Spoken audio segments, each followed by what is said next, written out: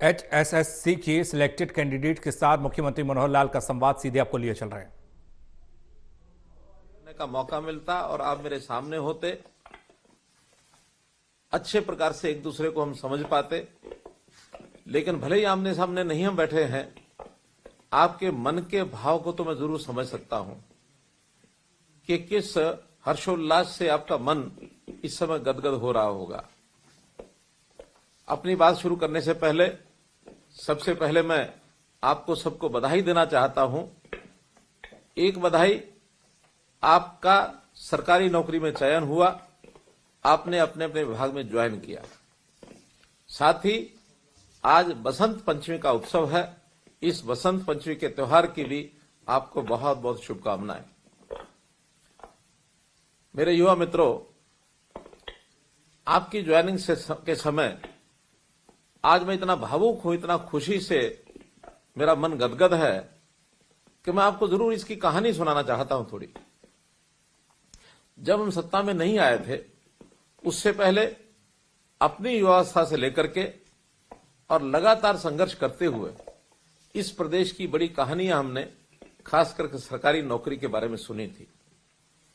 उस समय सरकारी नौकरियों का हाल क्या होता था कि कभी किसी व्यक्ति को पढ़ाई करने के बाद, अच्छी मेरिट में आने के बाद नौकरी की उम्मीद नहीं होती थी, बल्कि नौकरी लगने का जो एक पैमाना था, जो एक मापदंड था कि आपकी कोई सिफारिश है, आपका कोई राजनीतिक आका है, या जो उस समय के सरकार के दलाल होते थे वो सौदेबाजी करते थे, आपसे पैसों की मांग की जाती थी, आप दे सकने में सक्षम थे या नहीं थे, अपने माता पिता को परेशान करते थे।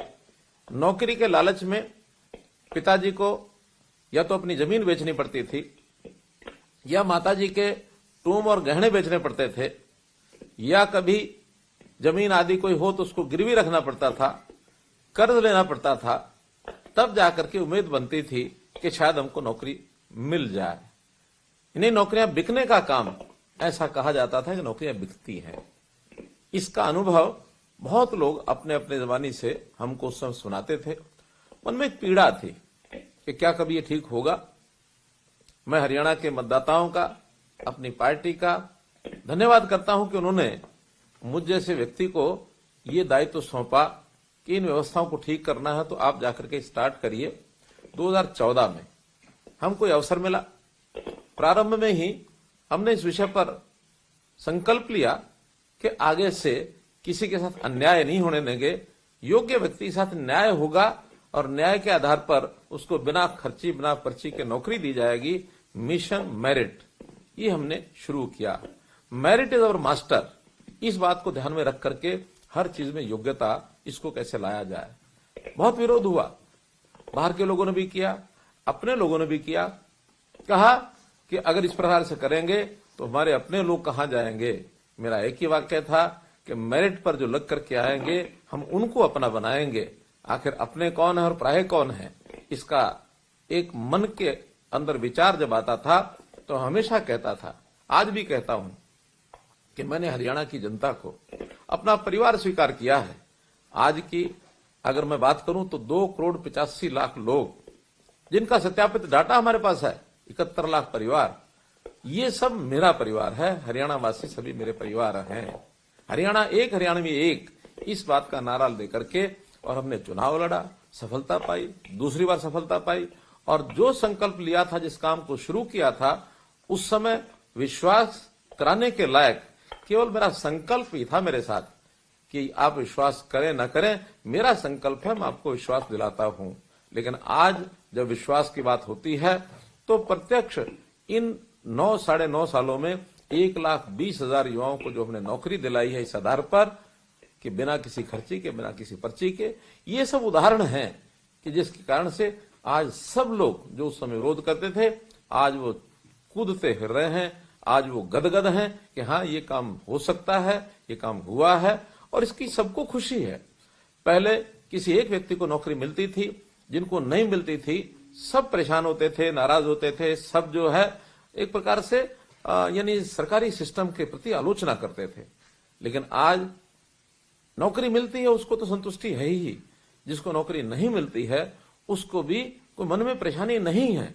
हर कोई सोचता है कि जिसको नौकरी मिली है भाई वो बहुत होशियार था, हमारे से पढ़ाई में आगे था, और उसको प्रेरणा मिलती है कि मुझे भी मेहनत करके नौकरी मिल सकती है।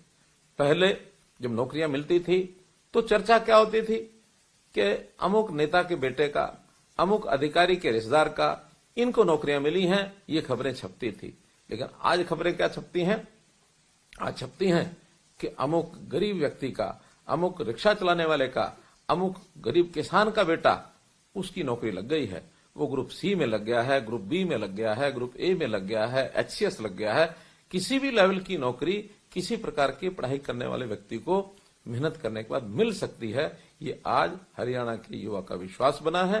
न केवल हरियाणा, देश भर में अन्य प्रांतों में भी ये चर्चा चली है कि जिस हरियाणा में ये कभी कल्पना नहीं की जा सकती थी कि ईमानदारी से नौकरियां मिलेंगी, आज सब लोग दांतों तले उंगली दबाते हैं कि अच्छा हरियाणा में ऐसा हो गया। हम कहते हैं हाँ ऐसा हुआ। अब बहुत लोग कहते हैं कि आप इन बातों को करके बहुत प्रचार नहीं करते हैं। मेरा कहना है कि मैं प्रचार क्यों करूंगा, आखिर मैंने अपने परिवार के लोगों की सेवा की है, और जब परिवार के लोगों की सेवा करनी होती है तो उसके लिए कोई प्रचार करने की आवश्यकता नहीं होती है, बल्कि जो उसमें लाभान्वित होता है उसको सब लोग देखते हैं। आज जब ये नौकरियां मिलती हैं तो मेरे कान पर बात पड़ती है, एक एक गांव जिसमें दर्जनों दर्जनों नौकरियां लगी हैं। रिसालियाखेड़ा गांव सिरसा का 35 से ऊपर नौकरियां एक ही गांव में लगी। इसी प्रकार बहुत लोग मेहनत करते हैं और इसमें शामिल हो गए हमारे साथ।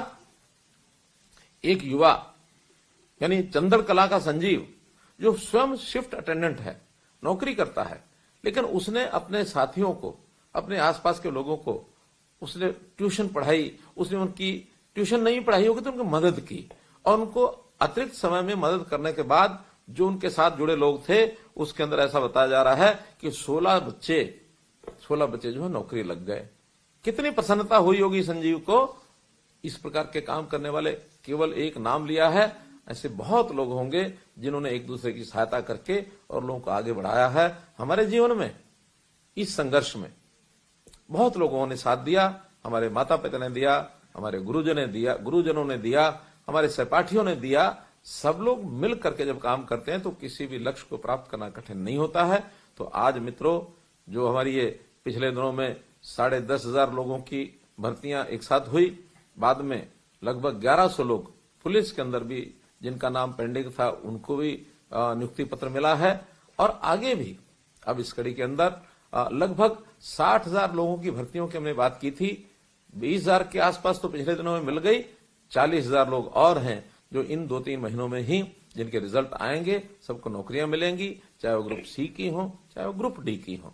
तो आप लोगों ने मेहनत करके नौकरी प्राप्त की, उस व्यवस्था को जड़ से उखाड़ करके फेंका जिसके लिए यहाँ के लोग चिंतित होते थे। अपने ये सब काम करने के बाद आखिर तो मन में जरूर विचार आता होगा कि जब पहले नौकरियां मिलती थी, माता पिता से पैसे लेकर के हम देते थे, खर्च करते थे, एक प्रकार का वो हमारे ऊपर एक बोझ था।